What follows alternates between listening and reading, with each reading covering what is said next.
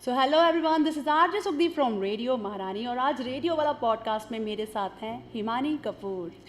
Hello Himani, कैसे हैं hello आप? सुखदीप, बहुत अच्छी हूँ। Thank you for having me. Thank you and radio वाले पॉडकास्ट में आपका एक बार फिर से वेलकम है। Thank you so much. और वैसे मेरी जितनी भी ऑडियंस है सभी जानते हैं हिमानी कपूर एक बहुत ही खास शख्सियत, फरीदाबाद की सारेगामापा टॉप 5 की finalist and the main thing is that Bollywood playback singer. एक बहुत बड़ा नाम अपने नाम के साथ लग जाना कैसा लगता है हिमानी? बहुत ही अमेजिंग है, ये बहुत बड़ी ब्लेसिंग है। जी। I think destiny plays a very crucial role in this and I was destined to do this and I am very grateful that whatever I have achieved. आज तक जितना भी अचीवमेंट्स हुए हैं उसके लिए मैं बहुत ग्रेटफुल हूँ। सबको, फरीदाबाद की जनता को उन्होंने बहुत सपोर्ट किया है, मेरे पेरेंट्स को, भगवान को, सबको मैं बहुत ग्रेटफुल हूँ कि आज ये जो आपने टाइटल मुझे अभी जिस टाइटल से आपने मुझे अभी बुलाया है वो एक बहुत बड़ी बात है। You deserve. Thank you so much. और वैसे ही हिमानी की बुलंद आवाज़ साफ दर्शाती है कि हिमानी ने अपनी आवाज़ के लिए बहुत मेहनत की है। अच्छा हिमानी, स्कूल या कॉलेज टाइम में डरा धमका के रखा था बच्चों को? मैंने हाँ। कॉलेज तो मैं गई नहीं। अच्छा। कॉलेज से पहले Okay. स्कूलिंग होने के बाद जी। कॉलेज मैंने घर बैठ के ही किया है, पढ़ाई सिर्फ एग्ज़ाम देने गई हूँ। ओके। और स्कूल में हाँ, थोड़ा टॉमबॉय थी मैं, बचपन से टॉमबॉय रही हूँ, तो जी। स्कूल में मैं थोड़ी गुंडी थी। अच्छा, जहाँ गुंडा वर्ड आ गया वहाँ थोड़ा भी ज़रूरी था। जी, क्योंकि और मेरा उठना बैठना मोस्टली मेरे सारे फ्रेंड्स जो थे वो बॉयज़ ही थे। ओके। और मेरे साथ मेरी 2 और फ्रेंड्स थीं जो वो भी टॉमबॉय थी। ओके। तो हम अपने आप को डॉन समझते थे नाइस। स्कूल में, जो कि बिल्कुल था नहीं। Okay. बस वो हमारा एक वहम था कि हम स्कूल को चला रहे हैं, ओए ओए। अपनी स्टैंडर्ड को हम चला रहे हैं। ग्रेट। ऐसा कॉन्फिडेंट। एक वहम में जी रहे थे। बट वो उसकी बात अलग ही है, वो बहुत फन पार्ट था लाइफ का। Okay. यस। तो इतनी बुलंद आवाज़ हिमानी, और मेरा ये भी सवाल है कि बचपन में क्या खाते थे? काले चने। ओह! आज भी वही खा के आई हूँ। अरे वाह, क्या बात है। बहुत मेरे पसंदीदा हैं। आई लव ब्लैक चना। Very good, very Yes. Good. और वैसे देखा जाए तो इसे कहा जाता है कि अपने नाम से पहले अपने मम्मा पापा, अपना स्कूल, अपने शहर, अपने देश का नाम रोशन करना। अच्छा हिमानी, फर्स्ट क्रेडिट किसे देना चाहेंगे आप?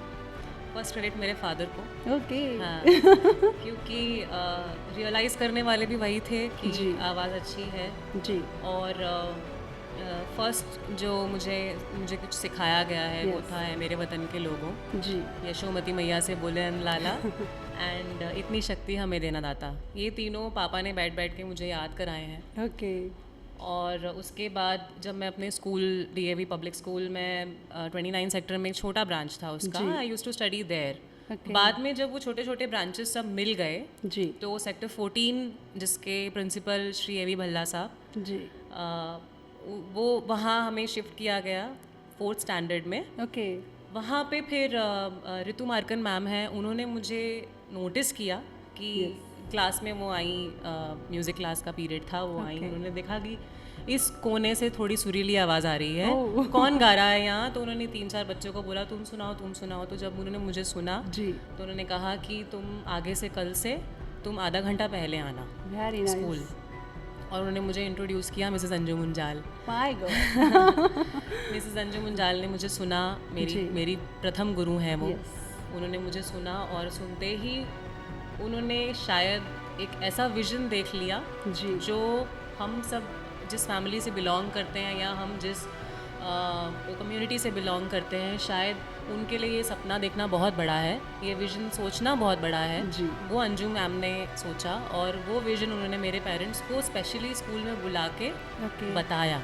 उन्होंने कहा कि मैं 9 सेक्टर में रहती हूँ, मैं वहाँ क्लासिकल की क्लासेस भी लेती हूँ। आपकी बच्ची को प्रॉपरली सीखने की बहुत ज़रूरत है, क्योंकि इसके लिए मैंने अपने दिमाग में एक कॉन्सेप्ट सोच के रखा है। ओके। इतना सिर्फ मेरे फादर को सुनने की ज़रूरत थी। वाओ। उसके बाद तो फिर there was no looking back ही। वो अपना काम वाम सब छोड़ के आते थे और मुझे 9 सेक्टर मैम के पास क्लासेस के लिए लेके जाते थे। Till date Anju ma'am did not charge me a single penny for teaching me. Great. Yes. So ऐसा सपोर्ट मिला है Wow. जीवन में, उसी सपोर्ट के कारण आगे बढ़ी हूँ। जी। और उस सबसे इम्पोर्टेंट क्या रहा कि आप क्या होता है कि हमारे पेरेंट्स, अब मैं बहुत ज़्यादा बोल रही हूँ क्या? नहीं, बिल्कुल बोल सकते हैं, पॉडकास्ट है इसमें, हमें खुल के ही बोलना है। बहुत ज़्यादा पेरेंट्स का रोल बहुत ज़्यादा रहता है एक बच्चे के जीवन में। उनकी पेरेंटिंग बहुत इम्पॉर्टेंट है। मेरे फादर ने उस चीज़ को बहुत सीरियसली लिया। उन्होंने मुझे वहाँ लेके गए। उन्होंने मेक श्योर किया कि if Anju ma'am is not charging me a fees, then we need to be even more serious towards going, learning and doing riyaz. I was a kid. Yes. I used to hate get up in the morning at 4 a.m. and doing riyaz. Wow.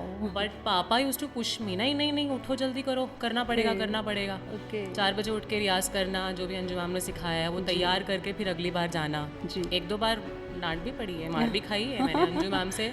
वो तबले की जो हथौड़ी होती है जिससे वही तबला पड़ी थी, ट्यून करते हैं. जी. वो हथौड़ी वो हथौड़ी पड़ चुकी है मुझे भी. Okay. जिसका मुझे बिल्कुल भी रिग्रेट नहीं है, मतलब गिल्ट नहीं है कि क्यों, या शिकायत नहीं है मैम से कि क्यों पढ़ी. वो डिज़र्व करती थी वो पढ़ी है इसलिए आज शायद यहाँ यही है. बिल्कुल, मैं भी ये कहने वाली थी एक्चुअली.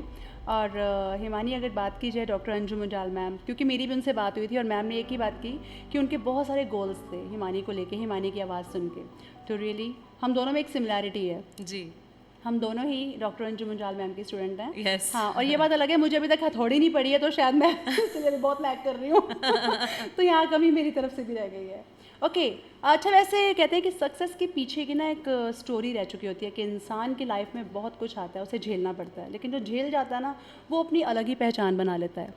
जैसे कि 6-7 साल की उम्र में पापा का थप्पड़ पड़ जाना, वो भी एक गाना गाने की वजह से.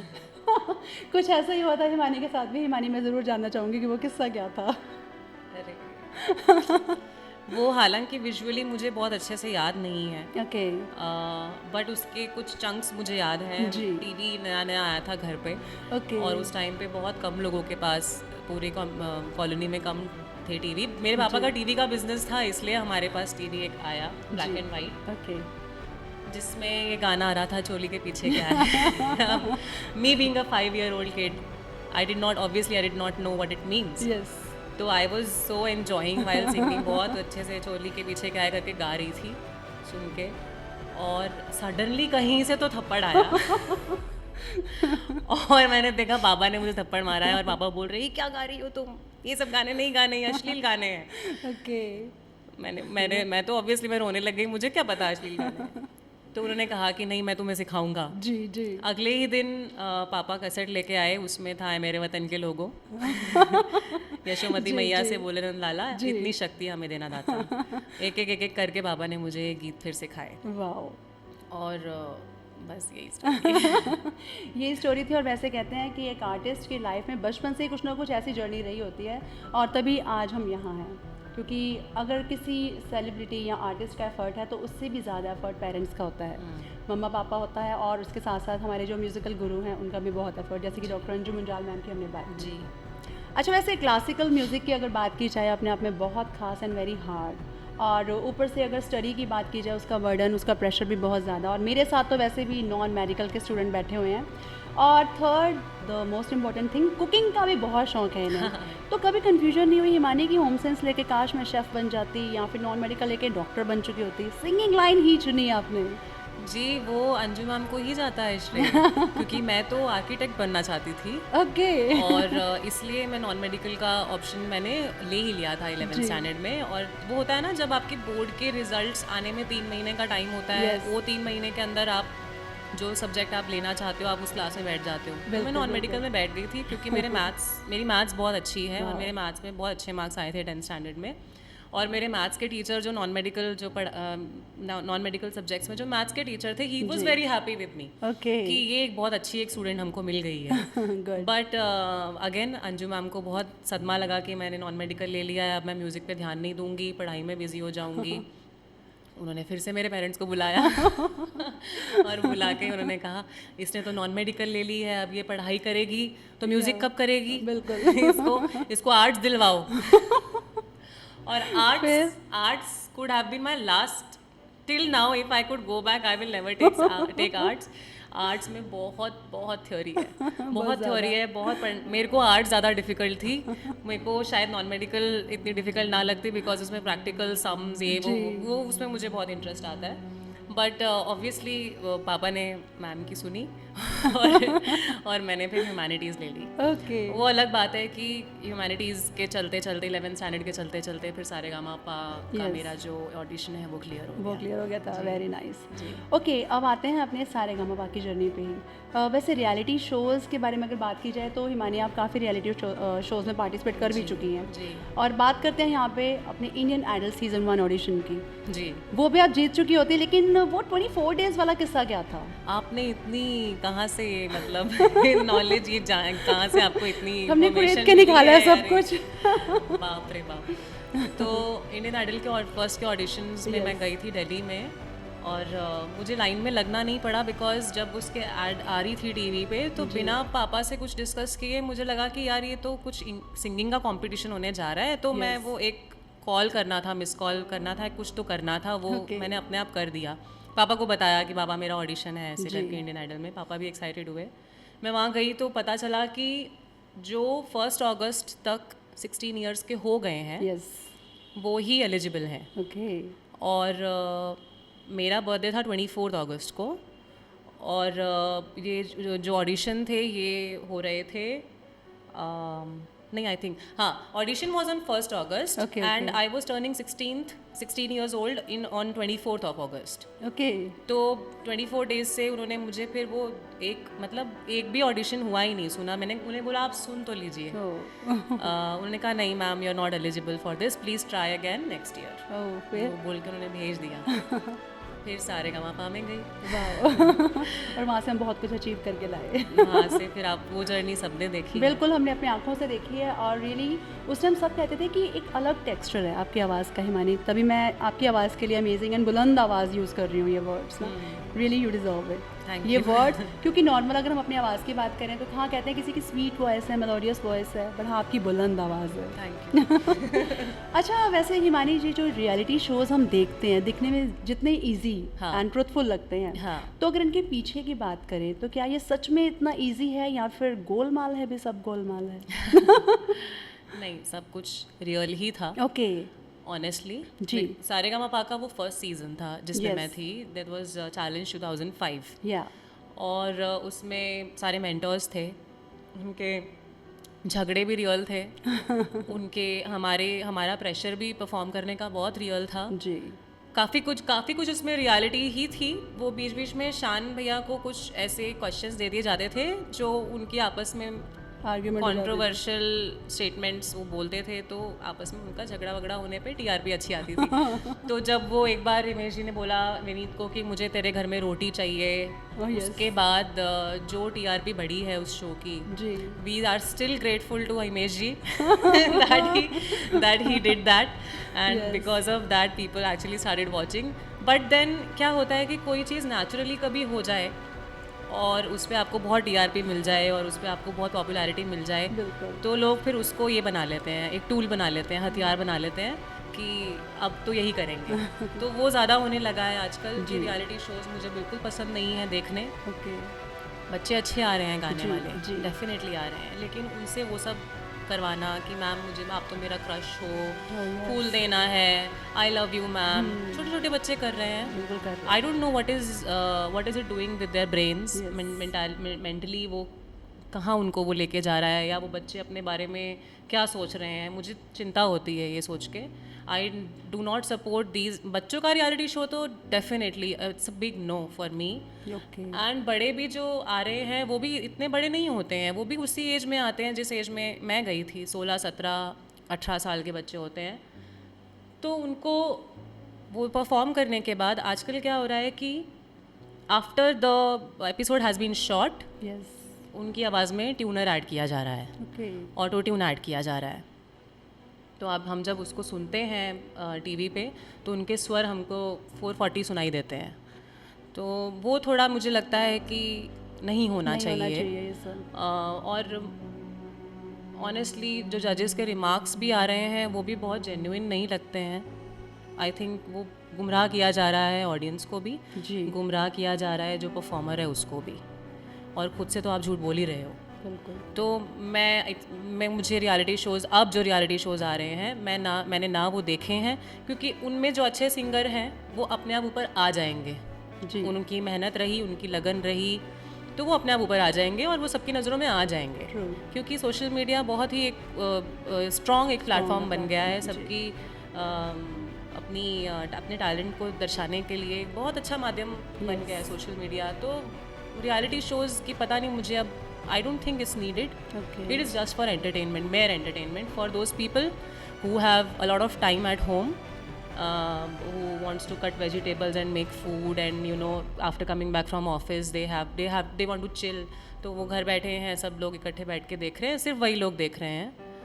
वैसा क्रेज़ नहीं रहा है अब, वैसी टीआरपी और जीआरपी भी नहीं रही है अब चैनल्स की, क्योंकि सोशल मीडिया बहुत एक स्ट्रॉन्ग आ गया है, मीडियम आ गया है। बिल्कुल। मैं तो नहीं सपोर्ट करती हूँ आजकल के रियलिटी शोज़ को, ऑनेस्टली। हमारे टाइम था, हाँ वो प्योर क्योंकि वो नया था, बिल्कुल। वो कॉन्सेप्ट भी नया था। जी जी शायद वो आज की डेट में मैं पार्टिसिपेट करती तो ऐसा ही हो रहा होता जैसा बाकी सबके साथ हो रहा है। एग्जैक्टली। ओके, अच्छा मम्मा पापा दोनों में से किससे ज़्यादा डांट खाई है बचपन में? दोनों से ही खाई है, इक्वली खाई है। बहुत नहीं डांटा है उन्होंने, सच बताऊं तो जी एक दो बार थप्पड़ भी पड़े हैं, बट मतलब उसके बाद मैं डिसिप्लिन में ही आई हूँ।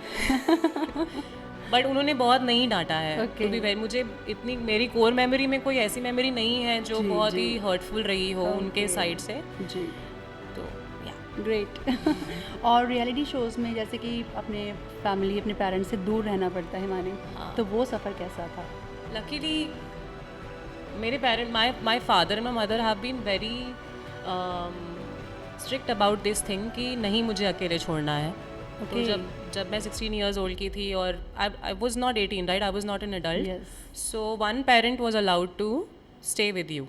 ओके। तो कभी पापा आते थे रहने के लिए साथ में, कभी मम्मी आती थी, तो मुझे तब तो अकेले नहीं रहना पड़ा। जी। बट अब काफ़ी चेंजेस आ चुके हैं। अब चेंजेस आ चुके हैं, अब बच्चे भी इंडिपेंडेंट हो गए हैं, समझदार भी हो गए हैं, उनका एक्सपोजर काफ़ी हुआ है, इतने समझदार हो गए हैं कि मैं क्या बताऊँ आपको। आज मैं सब मिलेनियल किड्स से मिलती हूँ जो 2001 अबव बॉर्न है, तो मैं हैरान हो जाती हूँ ये देख के कि उनको कितनी क्लैरिटी है, एग्जैक्टली, इनको कितनी नॉलेज है जो हमारे टाइम पे नहीं हुआ करती थी। Which is a good thing, computer minded, it's a very good thing, so that's incredible, yes. Okay, so Sa Re Ga Ma Pa की जर्नी, टॉप 5 की फाइनलिस्ट के बाद विनर का खिताब ना जीत पाना, तो उस समय ऑब्वियसली इंसान बहुत डिसहार्टन हो जाता है माने जी, और गुस्सा भी आता है। तो कौन से जज पे सबसे ज़्यादा गुस्सा आया था कि इसकी वजह से शायद मैं रह गई हूँ? नहीं, ऐसा नहीं था। नहीं, जज पे गुस्सा नहीं आया था, क्योंकि जज के ऊपर था ही नहीं, it was completely on audiences. Voting का था। अभी जो हमारे लिए सबसे बड़ी क्या स्टैटिस्टिक्स पता चलते हैं बाद में, तो स्टैटिस्टिक्स में ये समझ में आता था कि फीमेल श्रोता ज़्यादा हैं, ऑडियंसेस में फीमेल श्रोताएं ज़्यादा हैं, और उनका जो ध्यान है वो मेल पे ज़्यादा जाता है। ठीक है, ये मैं आपको रियल स्टैटिस्टिक्स बता रही हूँ कि if a female is watching, तो एक वो फीमेल को पसंद कर सकती हैं डेफिनेटली, बट जब वोट करना है तो मोस्टली एक मेल की तरफ ही जाता है, और ज़्यादा लोग जो टीवी उस समय देखते थे उनमें फीमेल श्रोता ज़्यादा, ऑडियंसेस ज़्यादा थी। तो एक तो ये समझ में आया, उसके बावजूद मैं टॉप 4 में थी, और last female to reach top 4 थी। तो मुझे ऑलरेडी ही विनर फील हो रहा था कि लड़कियों में तो सबसे ऊपर मैं ही हूँ ना, लड़के और लड़की का कंपैरिजन तो नहीं कर सकते, क्योंकि लड़के की आवाज़ एकदम अलग है, लड़की की आवाज़ एकदम अलग है। अगर दोनों सिमिलर होते तो डुएट्स होते ही नहीं, राइट। सो मुझे बहुत दुख हुआ था कि मैं टॉप 2 में या टॉप या विनर नहीं बनी, लेकिन मुझे अगेन पापा में बहुत समझदारी है, पापा ने बहुत शुरू से छोटी छोटी चीज़ों को लेकर के उन्होंने मुझे बहुत इनलाइटनिंग इंसाइट्स दिए हैं। तो उन्होंने मुझे यही बोला कि तुम मेरे लिए विनर ही हो, तुम लास्ट जो लड़की जो खड़ी रही एंड तक, तुम वो हो, तुम विनर ही हो, तो ये वाली बात आई थिंक उन्होंने जो शो के डायरेक्टर हैं गजेंद्र सिंह जी, उनके सामने कही थी। जी तो गजेंद्र सिंह जी को भी बहुत फील हुआ कि पहले जो सारेगामापा हुआ करता था जब सोनू जी उसको होस्ट करते थे, तब लड़कियों का कैटेगरी और लड़कों का कैटेगरी अलग हुआ करता था। जब से इंडियन आइडल आया तब से दोनों को एक ही उसमें डाल दिया गया और एक ही विनर होने लगा उसके बाद से। तो गजेंद्र सिंह जी जो डायरेक्टर थे सारेगामापा के, उनको ये चीज़ बहुत फील हुई। तो जब ग्रैंड फिनाले हुआ तो उन्होंने मुझे फीमेल विनर का अवार्ड अलका याग्निक जी से, आज भी वो अवार्ड पड़ा है मेरे घर पे। क्या बात है। जी तो as I said, I already feel like a winner. Wow. तो उस समय बुरा लगता है as a kid and as per your age you feel very sad about things, but yes. Wow. Yes. तो उस अवार्ड को लेने के बाद हिमानी क्या खुशी कैसी थी? खुशी यथा थी, यथा में बोलते चले गए, या फिर एकदम मौन व्रत धारण कर लिया, कुछ ऐसा भी था? मौन तो मैं रह ही नहीं सकती। मैं मौन नहीं रह सकती। Okay. मैं I am a very talkative person, like I just said. And जब मैं विनर हो गई, जब मैं मेरा एलिमिनेशन जब हो गया, उसके बाद फिर जिस तरह का प्यार मिला ना लोगों से, आम जनता से, वो ही एक बहुत बड़ी अचीवमेंट थी मेरे लिए। जी। मुझे याद है हम शोज़ करने जाते थे तो मतलब भरी तादाद में लोग आते थे वो शो देखने के लिए। पेड़ पे चढ़े हुए हैं, छतों पे चढ़े हुए हैं देखने के लिए। और कोई तो एक बार वो नहीं होती, क्रेन होती है, तो कोई क्रेन हायर करके लेके आया क्योंकि उनके लिए जगह नहीं थी। वो क्रेन के आगे वो ऐसा करके ऊपर चढ़ के वो हमारा शो देख रहे थे। बहुत अच्छे मेमोरीज़ हैं। और शो ओवर होने के बाद जब हम जिस गाड़ी में बैठे थे, एक बार तो भगदड़ सी मच गई थी। वो गाड़ी पे सब लोग आ गए थे, चढ़ गए थे। उनको हटाने के लिए पुलिस को सारा इंतज़ाम करने। तो वो जो प्यार मैंने देखा है वो मतलब गूज़बम्स आ रहे हैं मुझे बोलते हुए। क्या बात है। वो हमेशा यहाँ रहेगा, हमेशा यहाँ रहेगा, मरते दम तक यहाँ रहेगा। तो वो आई थिंक वो अचीवमेंट मिल गई उसके बाद। So what if you did not win a trophy, you win people's heart. Amazing. I won people's heart and that is more than a trophy for me. Yes. Great. अच्छा हिमानी, अब जैसे कि fans की बात ही चल रही है, क्योंकि कितने एक्साइटमेंट थी उनकी कि वो पेड़ पे चढ़ के या फिर क्रेन पे चढ़ के वो देख रहे हैं जी। तो कोई डिफरेंट सी ऐसी फैन अट्रैक्शन हुआ आज कुछ ऐसा? हुआ है। सारेगामापा के टाइम की ही बात है। ओके। एक लड़का था वो मिलना चाहता था। अब उसको समझ में नहीं आया कि वो क्या करे क्योंकि वो एक आम घर से जी। उन्होंने अपने हाथ को काट लिया था कि मैं अपने आप को मार डालूंगा अगर मुझे हिमानी से नहीं मिलवाया तो। ओके। हालांकि डेंजरस भी है ये, आई do not promote this, but उनको आई थिंक 36 से 37 स्टिचेस भी आए थे। और ये ख़बर हम तक पहुंची, जी के ऑफिस तक पहुंची। तो उनके लिए एक मैंने चिट्ठी लिख के भेजी थी। और मिलना तो डेफिनेटली नहीं हुआ because everybody for the safety purpose was concerned कि this we should meet this person और नॉट।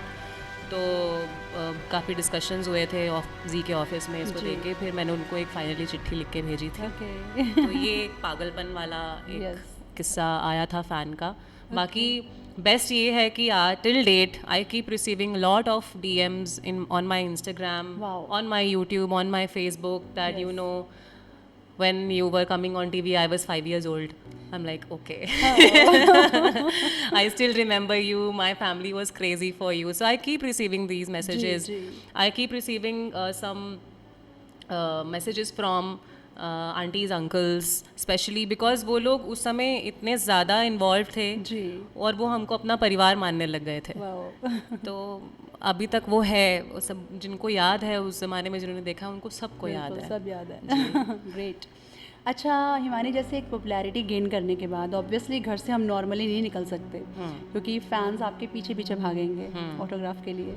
तो ऐसे में मतलब कहीं घूमना फिरना कभी लगाने की पाबंदी लग गई है? नहीं, या कभी मुंह कवर करके अपना फेस कवर करके फिर घर से बाहर? वैसा किया है। अभी तो इतना स्ट्रेस नहीं है क्योंकि अब तो आम हो गया है। यस। अब जगह जगह सेलिब्रिटीज़ घूम रहे हैं, इन्फ्लुएंसर्स घूम रहे हैं, उनके 2 लाख फॉलोअर्स हैं, 3 लाख फॉलोअर्स हैं। अब तो गांव में भी इन्फ्लुएंसर्स, मतलब ऐसी स्लम्स में भी इन्फ्लुएंसर्स। अमेजिंग बात है ये।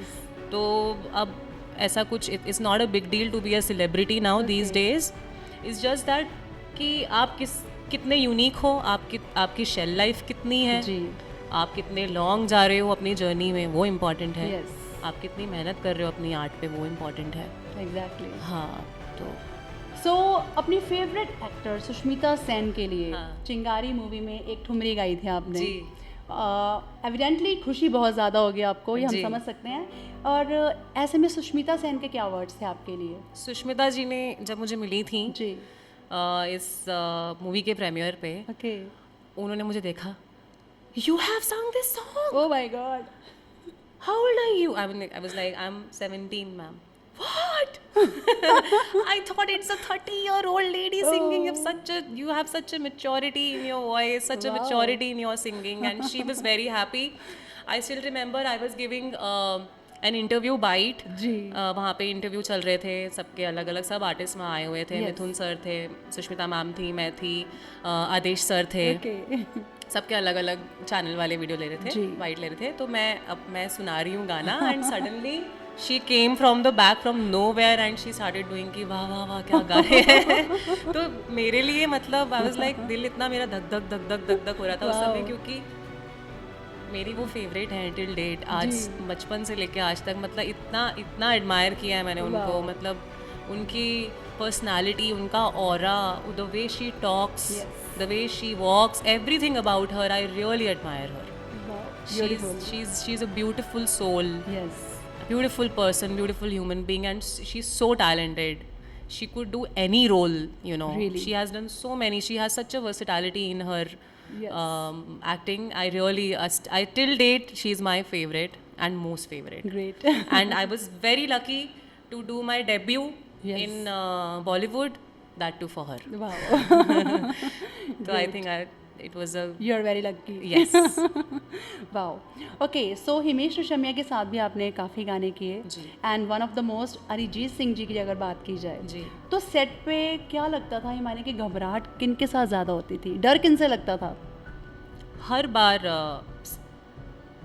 सर तो बहुत हमारे चिल थे, वो हिमेश एकदम रेशमिया या Himesh Reshammiya sir used to behave like friends with us. Okay Adesh sir used to treat me like his own daughter. Oh wow and Ismail sir, Jatin Lalit sir, everybody was very friendly. Yes. मतलब उन्होंने कभी नर्वसनेस उनकी वजह से फील नहीं होती थी. नर्वसनेस होती थी कि गाना अच्छे से आ जाए, वाह गाना अच्छे से डिलीवर हो जाए. जी क्योंकि एक ही चांस है, उस एक चांस में आपको अपना बेस्ट देना है. तो Yes. नर्वसनेस सिर्फ उसकी होती थी और किसी चीज़ की नर्वसनेस नहीं थी. और camera facing, obviously camera Okay. Facing करना, इसलिए मैं आँख ही बंद करके गाती थी कि किसी को देखूंगी ही नहीं.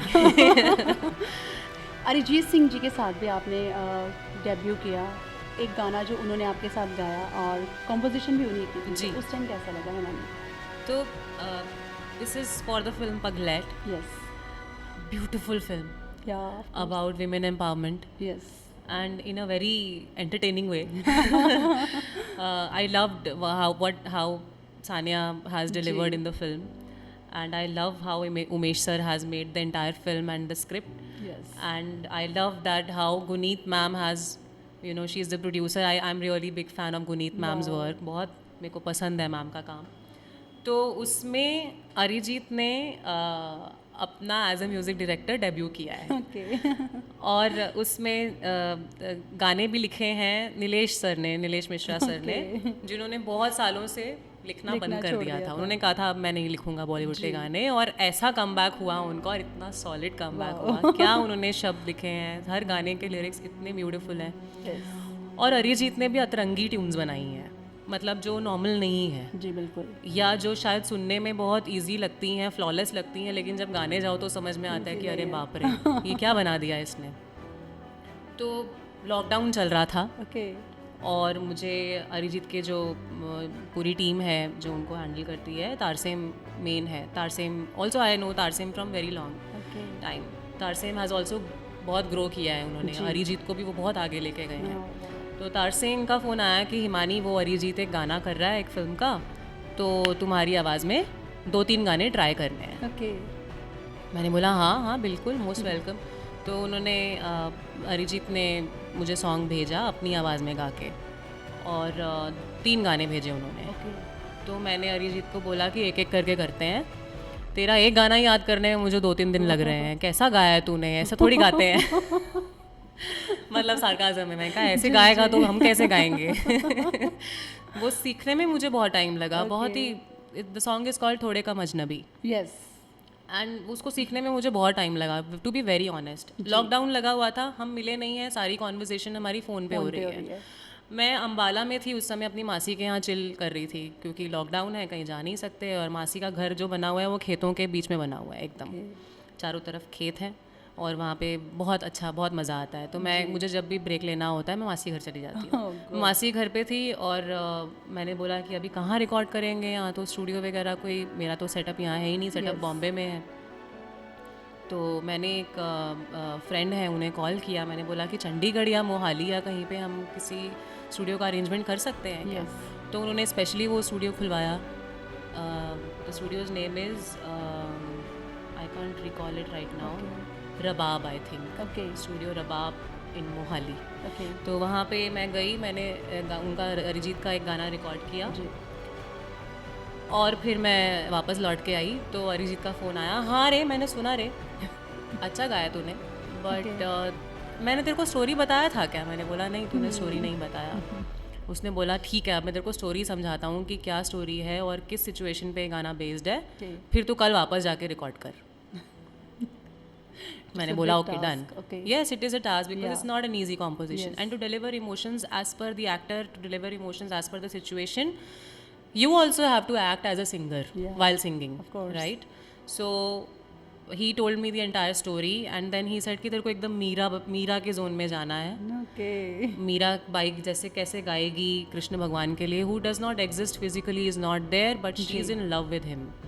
So like that you have to sing. In the film also there is no actor because the actor has died. Film starts with this, and she is knowing her husband after his death. 6 महीने हो गए हैं death को, उसके बाद वो अपने husband को जानना शुरू करती हैं कि वो ऐसा था, वो वैसा था। तो उस सिचुएशन पे ये वाला गाना जो है ये है, इसलिए इसका नाम है थोड़े कम अजनबी। हाँ। तो अगले दिन जाके मैंने फिर से ये गाना गाया, फिर मैंने उसको फ़ोन किया पूछने के लिए, वो बहुत खुश हुआ। मैंने बोला अभी दूसरा गाना करूँगी अगली बार, अगला ट्राई। तो उसने बोला नहीं, तेरा ये गाना डन है और कोई गाना ट्राई करने की ज़रूरत नहीं है।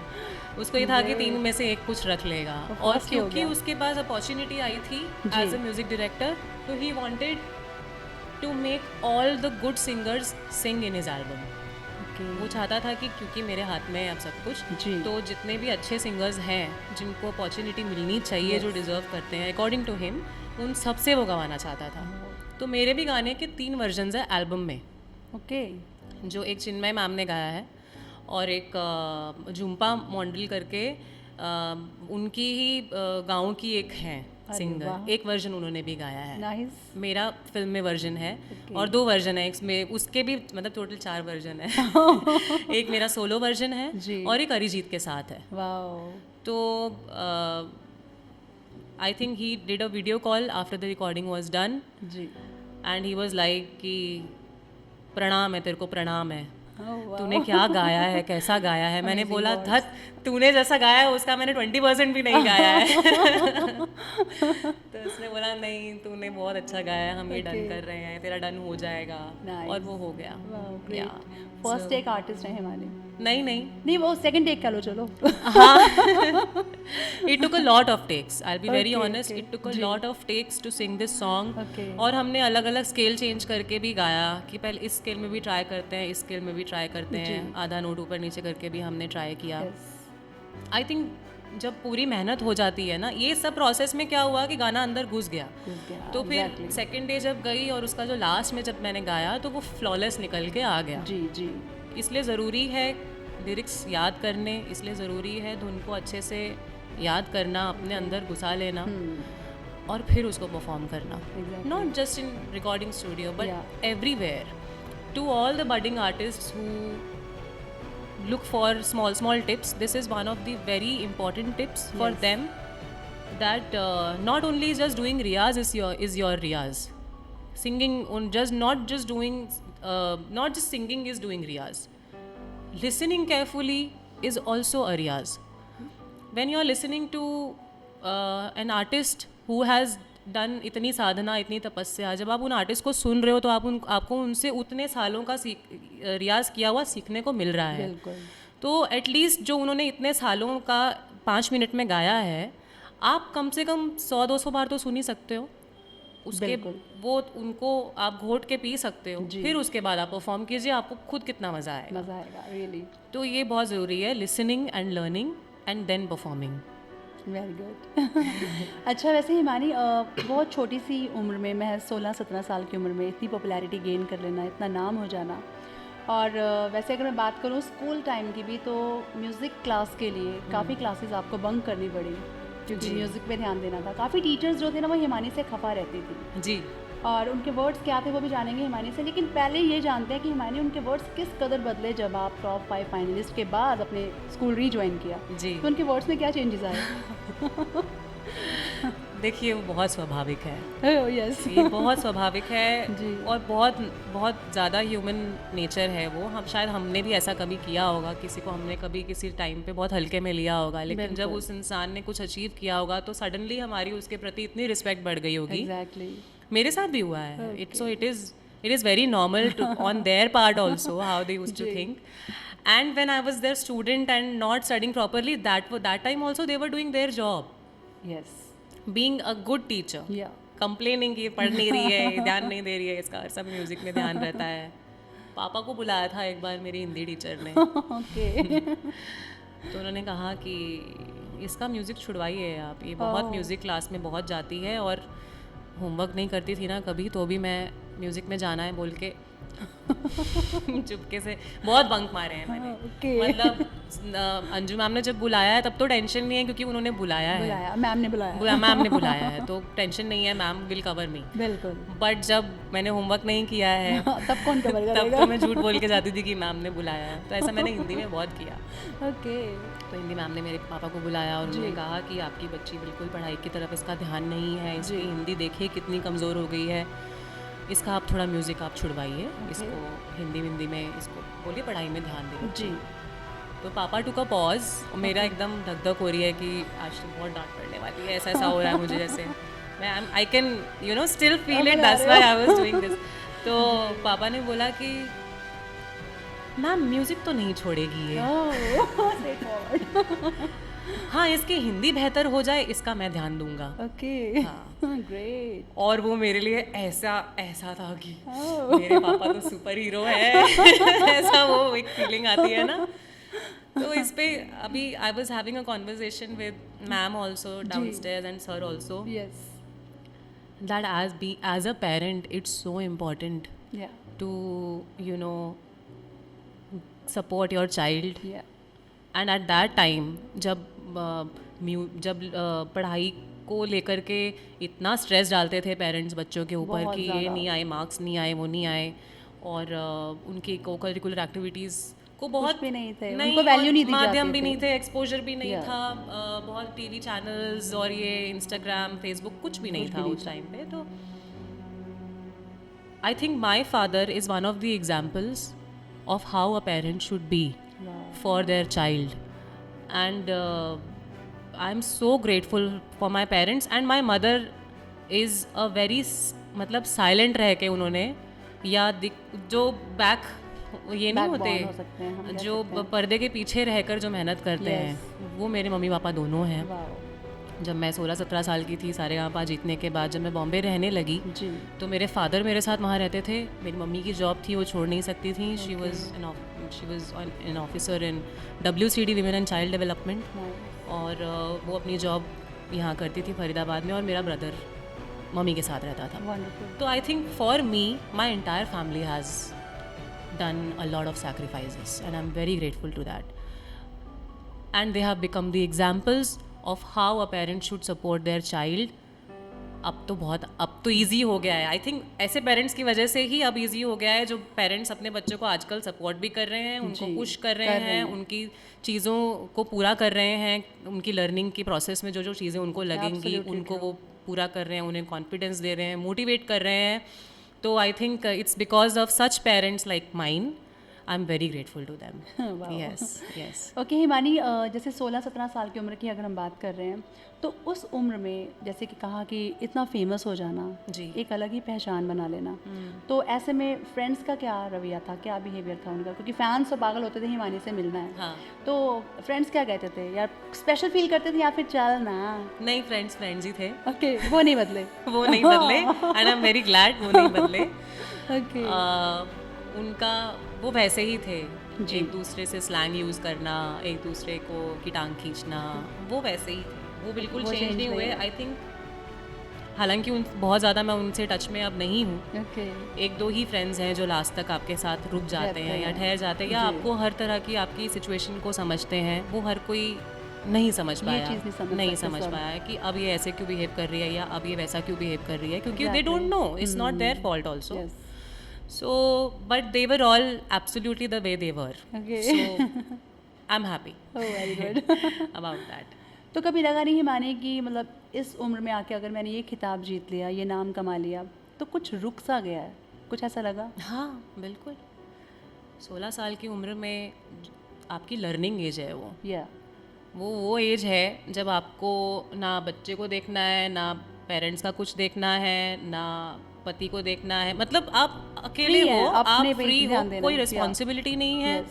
कोई घर के खर्चा या किसी भी चीज़ की कोई लाइबिलिटी नहीं है. एग्जैक्टली. कोई फॉर्मेलिटी नहीं है. वो एक एज है जब आपको सिर्फ लर्निंग करनी है. जी. 16, 17, 18, 19 तक सिर्फ लर्निंग करनी है. जी. तो वो लर्निंग कहीं ना कहीं रुक गई. बिल्कुल. सारेगामापा में आने के बाद, फेम मिलने के बाद हमें ऐसा लगने लगा कि हाँ अब तो हमारी ज़िंदगी बन गई है. ओके. और कहीं ना कहीं रियाज पीछे छूटने लगा. कुछ नया शायद सीख लेते अगर सारेगामा में नहीं आए होते. Oh, yeah. मुझे ऐसा आज फील होता है कि सारेगामा में नहीं, उस समय नहीं आई होती तो शायद कुछ और मैंने सीख लिया होता. शायद मैंने म्यूज़िक प्रोडक्शन सीख ली होती. शायद मैंने पियानो बजाना सीख लिया होता या कुछ और सीख लिया होता. जी. वो नहीं हो पाया. अब भी मैं सीखती हूँ लेकिन अभी वैसा टाइम नहीं दे पाती शायद जो उस टाइम मैं दे पाती. जी. तो ये एक है खलाल. बट वही है कि सबको सब कुछ नहीं मिलता. एक ही समय पे फिर आप सोचो ये भी मिल जाए, ये भी मिल जाए, वो नहीं होता सब है. कुछ नहीं हो पाता. हमें जो मिला है वो भी सबको नहीं मिलता है. तो जो भी है अमेजिंग ही है, ग्रेटफुल ही हैं हम हर जी. चीज़ के लिए. नाइस. बट हाँ, जो बच्चे आगे परस्यू कर रहे हैं इसको एज करियर या करना चाहते हैं, परस्यू करना चाहते हैं, लर्निंग करते करते कीजिए जो करना है. ओके. सीखना बंद नहीं करना चाहिए, कभी बंद नहीं करना चाहिए. बिल्कुल. बट ये मुझे बोलने की ज़रूरत ही नहीं है because they all are aware now. All the yes. Kids, all the people, they all are aware of what they want to do, what they want to achieve, what is the process, what is the plan of action. Okay. And they even know about the algorithms of Instagram. They are so focused these days, Yes. so I don't need to tell them anything. They have a lot of clarity in their life, which is great. बिल्कुल. Yes. Okay. अच्छा हिमानी, अभी हाल ही में आपका एक और गाना release हुआ है. जी. जानिया. जी. यस. जी. वो भी ज़रूर सुनेंगे. और अगर बात की जाए, क्योंकि यूट्यूब पे भी काफ़ी कवर सॉन्ग्स भी किए हैं हिमानी ने, और हिमानी ने और भी काफ़ी इनके लेटेस्ट ट्रैक हैं जो हम सब ने सुने हैं. और अभी कुछ टाइम पहले ही NMACC मुंबई, yes. जी, आपने इम्तियाज़ अली जी के सामने परफॉर्म किया. जी. तो उस टाइम घबराहट थी या एक्साइटमेंट थी कि तोड़ डालो फोड़ डालो बस? ये स्टोरी लंबी हो जाएगी. No issue. Like I said, so we have not spoken about one thing, that which is that I got married in a very early age I know.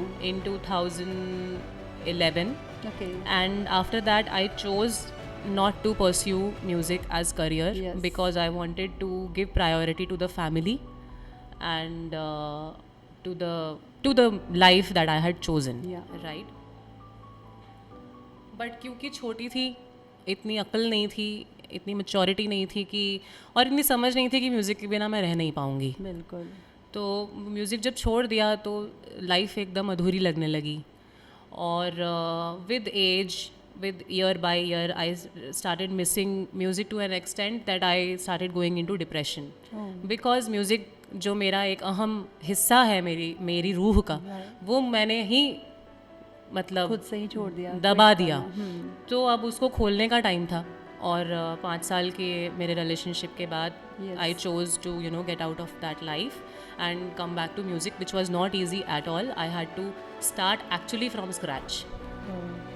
शुरू से मुझे शुरुआत करनी पड़ी. Yeah, now with a 2-year-old daughter.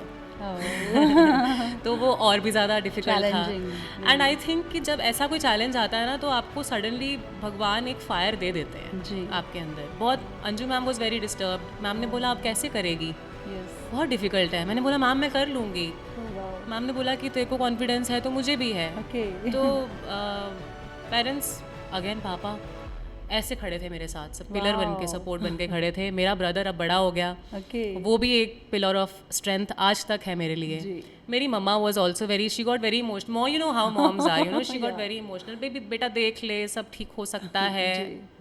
Mummy being mummy. Yeah. But सबने इतना support किया मुझे. तो मुझे मैरिज से बाहर निकलना है ये मुझे कब फील हुआ, जब मैंने देखी फिल्म तमाशा, Okay. जो इम्तियाज़ सर ने डायरेक्ट की है. जी. उनके डायलॉग्स हैं, सब है. उसमें एक सीन आता है जिसमें पीयूष सर का एक डायलॉग है जिसमें वो बोलते हैं कि रणबीर उनसे पूछता है कि आगे की कहानी में क्या होगा. Okay. तो पीयूष सर बोलते हैं कि मुझे क्या पता आगे कहानी में क्या होगा, तेरी कहानी है, Oh. तेरी कहानी है, तूने लिखनी है. वो जब सीन मैंने हॉल में देखा तो मैं भगवा भगवा करके रोने लग गई. और मेरी मम्मी को समझ में नहीं आया कि ये क्यों रो रही है. Okay. तो मम्मी ने कहा तू क्यों रो रही है. मैंने बोला मम्मी आगे की कहानी तो मुझे ही लिखनी है. जब इस बारे में, तो that was one point when I realised that I need to go back to music because I have to write my own story. Yeah. And this story is, my life story is incomplete because of no music. Yeah. Also I had one episode where I had developed a nodule here on my neck. Okay. और हम जब उसको check करवाने गए hospital में तो उसमें आया कि I am suspicious in Hodgkin's lymphoma which is a type of cancer. Oh. Suspicious. Okay. Suspicious. So, not it was sure. not Yeah. confirmed. Yeah. तो वो कंफर्मेशन आने तक जो बीच के 3-4 दिन थे उसमें मेरा दिमाग ऐसा हो रहा था कि शिट मैंने तो कुछ किया ही नहीं है लाइफ में. Oh. मैंने ऐसा क्या, अगर मैं मर गई बिना कुछ किए तो ऐसे ये सब ख्याल आने लग गए. Okay. और उसके बाद इम्तियाज़ सर की फिल्म आई तमाशा. Yes. उसके बाद मैं मिली अरिजीत से December 12th 2015. Okay. उनका शो था गुड़गांव में, उससे मिली. तो उसने मुझे बोला तेरी क्या एज है. मैंने बोला 27. अभी तू इमेजिन कर कि तू 72 ईयर्स की हो गई है, ठीक है. मैंने बोला ओके. Okay. तो ये जो बीच के साल हैं तू ऐसे ही जीना चाहती है क्या, जैसे तू अभी जी रही है. तो मैंने ऐसे किया, मैंने बोला नहीं रे ऐसे नहीं जीना चाहती है Okay. तो छोड़ देना. Okay. ये कॉन्वर्सेशन, ऐसा ही डायलॉग. छोड़, तू क्या उधर महल वहल में रह के क्या करेगी. तू दो सूखी रोटी भी खाएगी तो और म्यूजिक करती रहेगी तो तू जी लेगी. Okay. खुशी, इससे बेहतर खुशी में जी, जिएगी. उसने ऐसा बोला. अब मेरा डन हो गया है कि हाँ, आप तो म्यूजिक अब करना म्यूजिक करना है. अब मुझे हर हाल में. हर हाल में म्यूजिक में वापस जाना है. तो 1 जनवरी 2016 क्या? नया साल मैंने शुरुआत की अपनी नई Wow. जर्नी की, which was again not easy. Yes. From there to performing at NMACC Yeah. which is Nita Mukesh Ambani cultural centre. जी. And I messaged sir. जो भी अचीवमेंट्स मुझे बीच बीच में मिलती गई मैंने इम्तियाज़ सर को सब बताई कि सर, Okay. क्योंकि सर को पता चला था कि इस लड़की ने तमाशा देखी है और उसने अपनी ज़िंदगी ही छोड़ दी, ये क्या कर दिया. उनको टेंशन हो गई Oh. क्योंकि प्रीतम दा के यहाँ मेरी बहुत अच्छी फ्रेंड अंतरा मित्रा है उसका नाम, जी. जिसने गेरुआ गाया है, जिसने बड़े बड़े गाने गाए हैं, बड़े-बड़े जन्म गाने जन्म गाए गाया है, काफ़ी. केसरिया गाया है. तो Antara is again a very old friend, 15 years old friendship हमारी है.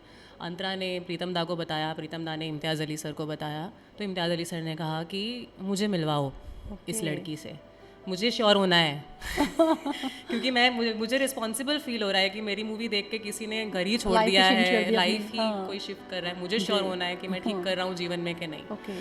तो अंतरा ने मीटिंग हमारी फिक्स करवाई. जी. मैं सर से मिली, सर ने मेरी पूरी कहानी सुनी. Okay. तो उन्होंने कहा कि अगर तुमने 5 साल दिए हैं उस रिलेशनशिप में और तुमको गिल्ट नहीं है Okay. कि अगर तुमने अपना सर्वस्व दिया है वहाँ, उसके बाद भी तुम्हें खुशी नहीं मिली है, फिर ठीक है, फिर ठीक है ये डिसीजन लेना। मेरे को टेंशन हो रही थी कि उन्होंने एग्जैक्टली यही उनके वर्ड्स थे कि I was tensed, I was concerned that after watching my film you are taking such a huge step, so I just wanted to know that if I'm doing right or not. So it was a very big statement and it was very thoughtful of him. मतलब ऐसे लोग मुझे लगता है इतने depth वाले बहुत कम हैं जो आपको जीवन में मिलते हैं। तो from there I started sharing everything with him, whatever achievements, कि सर देखिए मैंने ये गाना गाया, सर ये अचीव हुआ है, वो अचीव हुआ है। और बीच बीच में वो भी पूछते रहते थे कि कोई तकलीफ़ तो नहीं, कोई परेशानी तो नहीं। वो ऐसा एक रिलेशन फॉर्म हो गया। कट टू NMSCC में मेरा परफॉर्मेंस है और मैंने सर को मैसेज किया कि सर आप प्लीज़ देखिएगा अगर आप आ सकते हैं तो। कोई कंफर्मेशन एज सच उन्होंने काफ़ी टाइम तक दी नहीं। एक दिन पहले सिर्फ उन्होंने पूछा कि लेट अगर आए तो एंट्री मिलेगी क्या। मैंने बोला सर आपको कैसे एंट्री नहीं मिलेगी आप तो इम्तियाज़ अली है, मतलब आपको तो एंट्री मिलेगी ना जी। थिएटर के कुछ रूल्स होते हैं क्योंकि वहाँ पे स्ट्रिक्ट रूल्स होते हैं, तो वो ऑलरेडी हमने बात कर ली थी। तो the minute when I was performing, I was on the stage, the minute sir entered the theatre, मेरा एकदम गला भर गया, मेरी आंखें भर गई उनको देख के। और फिर मैंने चूज़ किया कि नहीं उनको नहीं देखूंगी वरना मैं रो दूंगी। तो उनको बिना देखे मैंने पूरा परफॉर्मेंस दिया। बाद में जब मैं सर से मिली तो सर ने मुझे बोला कि you know the minute I entered the hall and I sat there, I was very overwhelmed और मेरा गला भर गया। हिमानी आपकी सारी जर्नी आप मुझे फ्लैशबैक होने लग गई अपने हेड में, and I am so proud of you, the way you perform, you owned the stage and you looked like, मतलब you are so charming to see performing live and I'm very proud of you। तो मेरे लिए तो वही film fair है, मेरे लिए वही आईफा है, मेरे लिए सारे अवार्ड्स वही है जी। एग्जैक्टली। तो ये बहुत लंबी कहानी है really, but it's very interesting. It is it very few people know about this, and yes, I'm sharing this in detail with you for the very first time. Thank you. Okay, Himani का जो look था ना वो बहुत ही elegant था। हिमानी मैंने देखा है आपको ये परफॉर्म करते हुए रियली इंस्टा पे, और आप भी देखिए ज़रूर अगर अभी तक नहीं देखा तो। अच्छा, हिमानी ऐसा होता है कि वार्डरोब घर में कपड़ों से भरी रहती है जी, लेकिन कहीं परफॉर्म करने के लिए जाना है या कुछ भी कहीं भी किसी से मिलने के लिए भी जाना है जी, तो वार्डरोब की तरफ भागना पड़ता है या मार्केट की तरफ भागना पड़ता है? दोनों। पहले चेक करना पड़ता होगा। नहीं, एक्चुअली हमारे एक बहुत ही खास हैं Harinder paaji, he owns a brand called 1469। It is a very famous brand in Punjab, for Punjab. उनके टी शर्ट्स आते हैं, उनमें अलग अलग स्लोगन लिखे होते हैं, जी आया नो, रुसना सख्त मना, पोत जटादा, यस, बहुत सारे वो उनके टी शर्ट्स आते हैं। तो उनकी एक फुलकारी कलेक्शन भी है जो बहुत ही प्रीमियम कलेक्शन है जी। मैंने जब पंजाबी शो किया है तब मैं उनके पास भिखारी बन के गई हूँ कि पाजी कुछ तो दे दो पहनने के लिए। और मैं whenever I have gone to him, he's always welcomed me like how, and he's always styled me like his own person। कि मतलब ऐ पा ऐ दे नाल ऐ पा ऐ वाला कर डिज़ाइन, ओ हत्थां च ऐ पा ले, बालां नूं ऐवे डिज़ाइन करें, वेरी नाइस। ऐसे उन्होंने पूरा बना के makeover artist Harinder paaji and his wife Kirandeep ma'am ji, उन्होंने हमेशा कपड़ों को लेकर के, डिज़ाइनिंग को लेकर के बहुत सपोर्ट दिया है। तो इस शो का लुक भी पूरा उन्होंने डिज़ाइन किया था, not just for me, he had given stoles and jackets and everything for musicians also। oh great। he said कि सिर्फ तू पा के बैठेगी अच्छा सोना, तेरे पीछे वाले भी तो सोने लगने चाहिए ने। तो उन्होंने सबके लिए भिजवाया।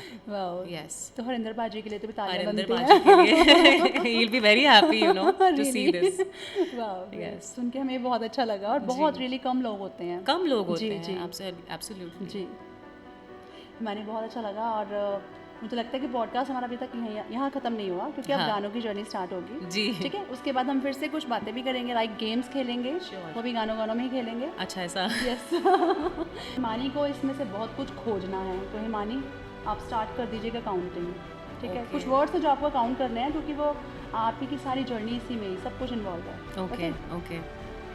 नादानियाँ तो सभी करते हैं पर दगा कोई करता है, शिकायतें सभी करते हैं पर दिल से ख्वाहिश कोई करता है, मेरी आवारगी किसी और को भाए या ना भाए, पर मेरी जोगी माही को मेरा सब कुछ अच्छा लगता है।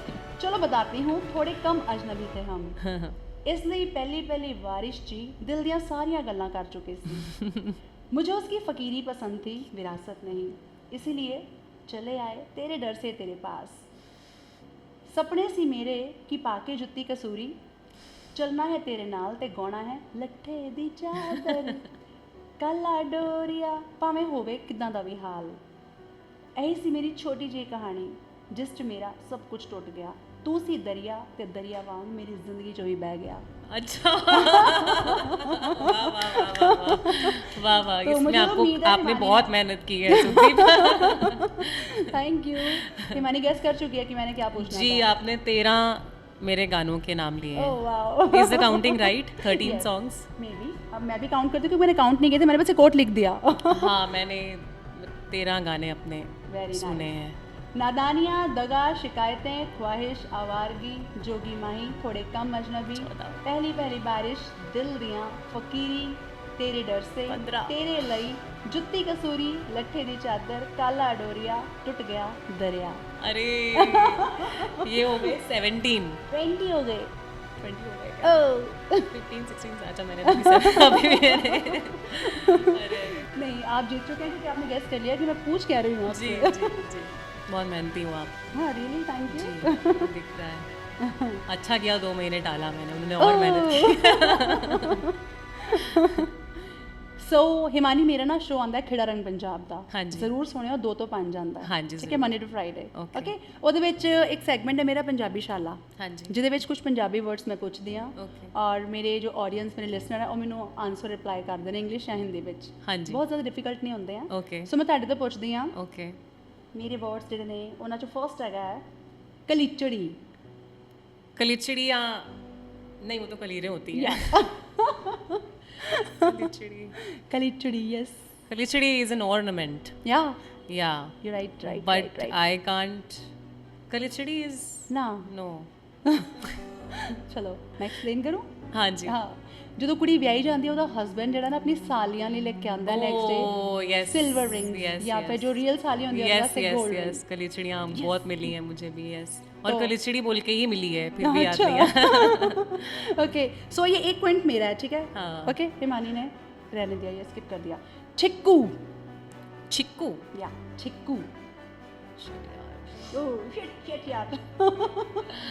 चिक्कू। ठीक।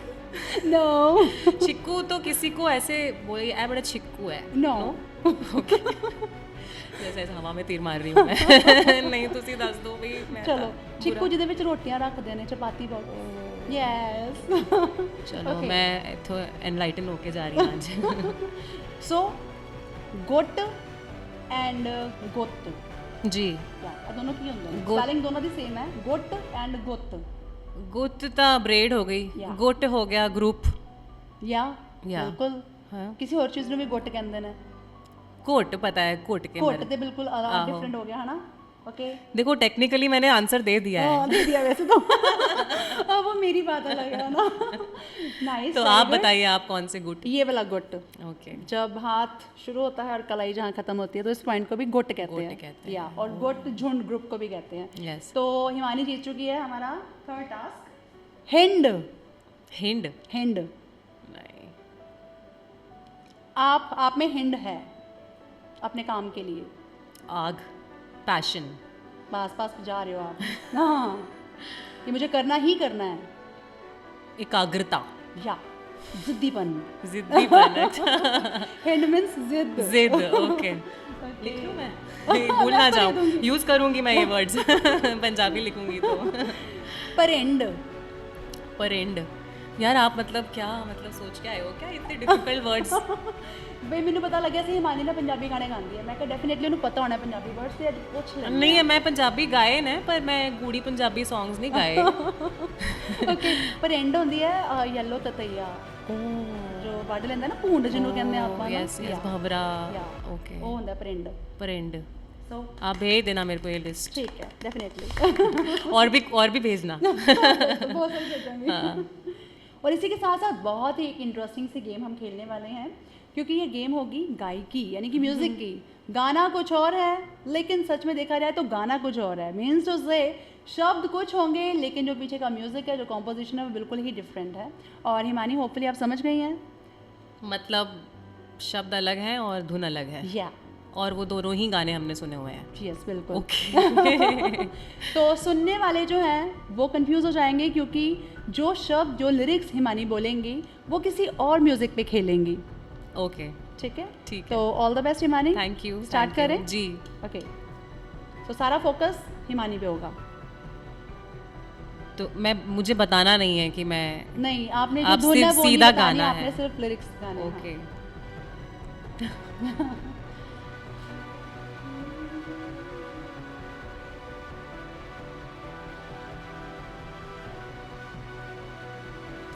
कैसे फिट करूं, उतने में कैसे फिट करूं वो मैं फिगर आउट कर रही हूँ। Okay okay, you can take time. चुरा लिया तुमने दिल को, नजर नहीं चुराना सनम, बदल के मेरी तुम जिंदगानी, कहीं बदल ना जाना सनम। वाओ। मेरी ऑडियंस जिन्होंने अभी अभी ये गाना सुना, तो प्लीज़ आप नीचे कमेंट बॉक्स में बताइए कि धुन कौन से गाने की थी। सेकंड। अरे अरे, ये तो बहुत इंटरेस्टिंग होने वाला है। नेक्स्ट। ना कजरे की धारना, मोतियों के हार, ना कोई किया श्रृंगार, फिर भी कितनी सुंदर हो, ना कोई किया श्रृंगार, फिर भी कितनी सुंदर हो। मुझे इतना अच्छा लग रहा है हिमानी। मेरे को भी अच्छा लग रहा है। मैं आपको अपनी आंखों के सामने गाता सुन रही हूँ। सीरियसली मुझे बहुत अच्छा लग रहा है। बहुत फन गेम है ये। And the last one. हाँ, एक सेकंड। ये बहुत डिफिकल्ट है। छोड़ दें फिर इसे? नहीं नहीं, ट्राई करते हैं। मतलब वो मीटर एकदम करेक्ट नहीं बैठेगा जैसे बाकी का बैठा है। ये मोह मोह के धागे तेरी उंगलियों से जा उलझे, कोई टोह ना लागे, किस तरह गिरहाए सुलझे, है रोम रोम एक तारा, जो बादलों में से गुजरे। You did it. ये थोड़ा स्कैनिंग डिफिकल्ट है। But you did. Very good. Thank you, thank you, Thank you, thank Himani. One of the very most popular songs of mine, I would like to sing that. It got really popular recently. Yeah. बहुत 10-11 साल पुराना गाना है, नहीं 13-14 साल पुराना गाना है, बट अभी रिसेंटली इसको बहुत पॉपुलैरिटी मिली। या Okay.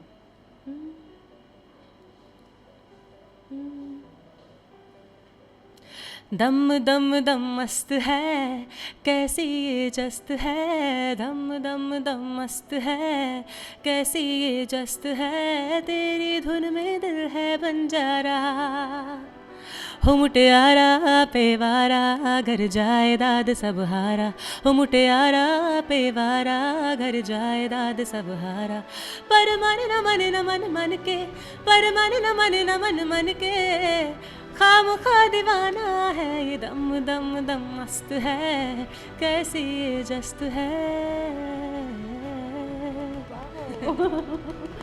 Great. Okay, तो हम सेकंड कौन सा गा रहे हैं? आप बताइए। थोड़े कम अजनबी। थोड़े कम। You can paste it there when we are talking about. हाँ, बात चल रही थी, ठीक है। हाँ, ये गाना बहुत डिफिकल्ट है गाने Okay. के लिए, लाइव गाने के लिए। थोड़े गम कम अभी हो, थोड़े से कम अजनबी, मेरे दिल के घर में खिड़की नहीं है खुल गई, थोड़े से कम अजनबी, थोड़े से कम अजनबी, ख्वाहिश नहीं होठों की मुंडेरों पे छिपी है डेरों, छोटी छोटी सी खुशी हो आप, थोड़े से कम अजनबी, अच्छी सी लगे है जिंदगी। ये गाना ऐसे ऐसे आ रहा है। हाँ एकदम ऐसे, इतना ऊपर भी जाता है, इतना मैं नीचे भी आ रहा है। हाँ फ्लोई सॉन्ग। अच्छा, बहुत ही प्यारा। ओके, सो नाउ अब थर्ड हम कौन सा गा रहे हैं? ठुमरी। हाँ, वो हालांकि बहुत कम गाया है मैंने उसको दोबारा। और ये ठुमरी गाने से पहले मैं आदेश सर को ये एज अ ट्रिब्यूट देना चाहूँगी जो मैं अभी गाने जा रही हूँ, because he had that faith in me that he casted me, my voice in the age of 17 years for Sushmita Sen. Wow. So I really bow down to him for what he has given me in my life. I'm really grateful to him. Yes. Blessings. जब जब सैया दरस दिखावे, जब जब सैया दरस दिखावे, हाय बाजू बंद खुल खुल जावे सैया, बाजू बंद खुल खुल जावे, हाय बाजू बंद खुल खुल जावे। वाओ, बहुत ही प्यारा।